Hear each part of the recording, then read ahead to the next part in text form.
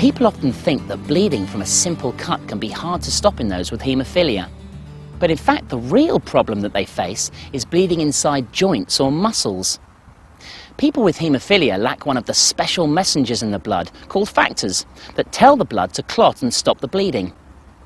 Giving an injection of the factor that the person is missing will control bleeds, but any bleeding into the joints can cause long-term damage and lead to constant pain and disability in later life.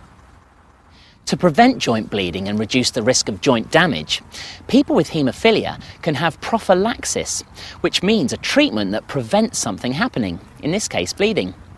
For people with haemophilia, prophylaxis involves regular injections of replacement factor, usually 2 or 3 times a week, or a single injection of factor before a specific activity like football. If people with haemophilia take prophylaxis, the reduction in joint bleeding can mean fewer days off school, less time in hospital, and less need for joint operations when they get older. Prophylaxis can reduce the chance of a joint bleed happening, but sometimes they still do occur. It's essential for people with haemophilia, whether receiving prophylaxis or not, to be able to recognise when a bleed is happening, so that treatment can be given as soon as possible to minimise any effects on the joint. To stay fit and healthy, doctors recommend that everyone should take part in some form of exercise every week.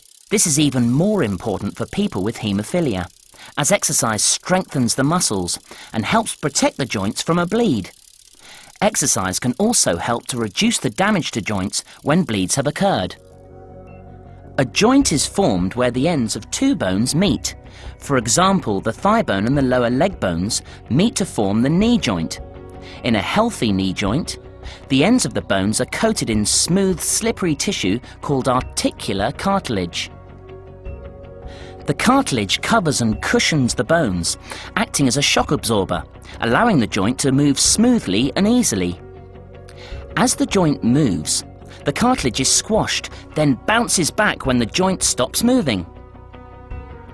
The joint is also surrounded by synovium, a tough membrane or capsule which produces a liquid called synovial fluid that lubricates and helps to reduce wear and tear on the joint. Tendon and muscles attached to the bones power the joint, making it able to move. All these parts of the joint work together to make sure the joint is held together when it moves. As we've heard, when someone has haemophilia, they can bleed not only from cuts, but also from a muscle or into a joint. This can happen if they hurt themselves, but often it happens on its own, without any kind of injury for those with severe haemophilia. People with haemophilia may bleed into any joint, but the elbows, knees and ankles are most often affected. If bleeding happens repeatedly into a single joint, called a target joint, it can cause serious damage to the joint. One of the reasons why joint bleeding is so common in people with haemophilia is the large number of blood vessels in the synovium.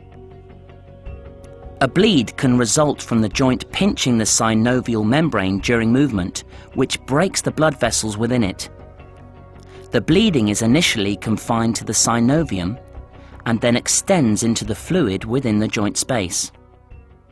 Bleeding into joints is much more serious than bleeding from a cut, as it's often difficult to tell that a bleed has started. In the early stages of a bleed, there may not be any outward signs that it's taking place, but the person may feel a bubbling or tingling feeling. As the bleed progresses, the joint may begin to feel warm, and the joint movement becomes more restricted. As the bleed continues, more blood enters the joint space and the synovial membrane begins to stretch, causing the joint to swell. With such an advanced bleed, the stretching of the synovial membrane makes the joint feel hot, swollen and very painful. Finally, the amount of blood in the joint prevents it moving at all, and it becomes fixed in an unusual position. Giving an injection of factor will stop any more bleeding into the joint within minutes by telling the blood to start clotting. Although injection of factor stops the bleeding, it doesn't remove the blood that has already collected. Instead, it's thought that the blood is gradually broken down by enzymes released by the synovium, and is slowly reabsorbed by the synovial membrane over time. If factor is given early, the bleeding will stop quickly and the joint will feel better within a day or two. However, if factor is given later, when more blood has collected, it will take several days for the blood to go and for the joint to start working normally again. Once the blood has been removed, there may be few noticeable signs in the short term that it's occurred. But every time a bleed happens, it damages the joint, as the enzymes that break the blood down also cause the synovium to become inflamed and swollen. The thicker the synovium becomes, the more blood vessels it contains and the more likely it is to bleed. The activity of the enzymes also causes changes to the smooth cartilage that lines the ends of the bones. The cartilage becomes uneven and loses its elasticity. Frequent bleeds eventually lead to sections of the cartilage being worn away completely, so that the space between the bones becomes narrower, allowing the bones to rub together.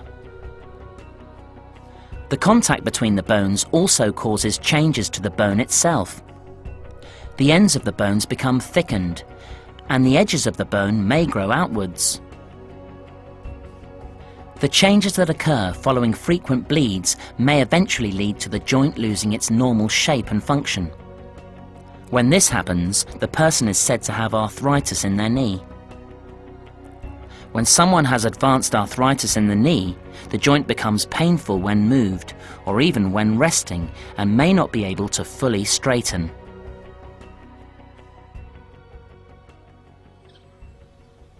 The joint damage caused by frequent bleeds is permanent and can have a serious impact on people with haemophilia, preventing them from enjoying a normal life. They may be unable to ride a bicycle or run around with their friends.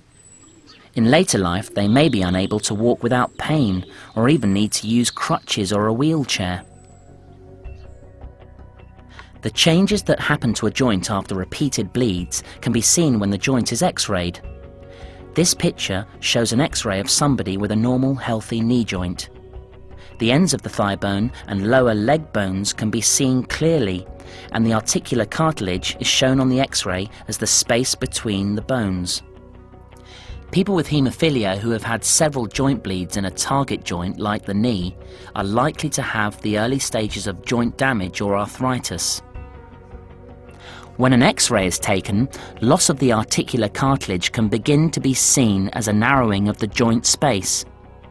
As this cartilage cushions the bones when they move, the knee will feel stiff and its movement will be limited. As the damage to the joint progresses following further bleeds, changes are more noticeable on an x-ray.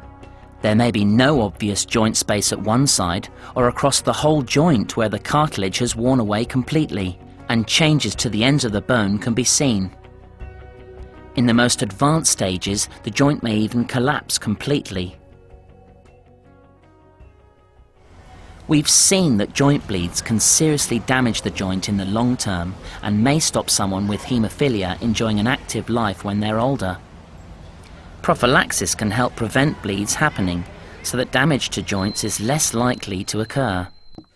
However, for all people with haemophilia, whether they're on prophylaxis or not, it is important to recognise the signs that a bleed has started so that they can be treated as early as possible.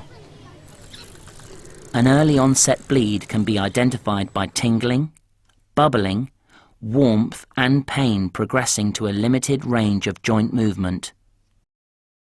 Injection of a normal dose of the replacement factor at this stage will reduce the associated pain and lower the risk of damage to the joint.